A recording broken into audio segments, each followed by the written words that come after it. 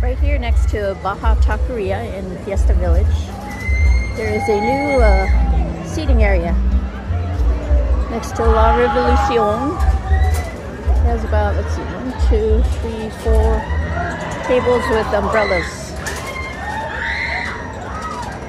I think this used to be the entrance to the ride, but now the entrance is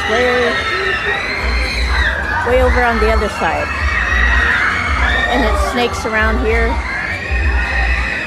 and then goes back that way. Yeah, this is a nice area.